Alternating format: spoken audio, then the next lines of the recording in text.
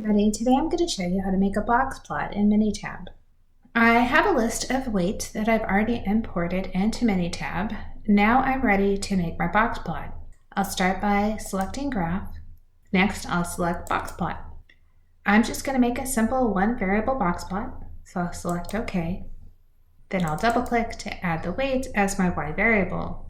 You can select options now, or you can wait until you create the box plot, which is what I'm going to do. So I'm going to select OK and OK. I have my box plot. Let's make a few changes. On the drop-down, I'll select Graph Options. The first thing I'll do is change the orientation from vertical to horizontal.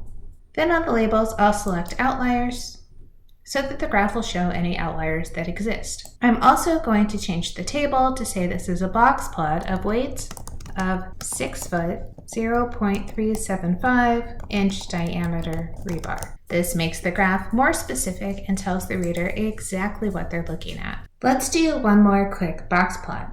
I'm going to go back to graph, back to box plot, select simple, double click on C1 for my variable, and then on the options, I'm going to make sure outliers are clicked and I have my inner quartile range box selected. I'll go to the graph options and change my orientation to horizontal again.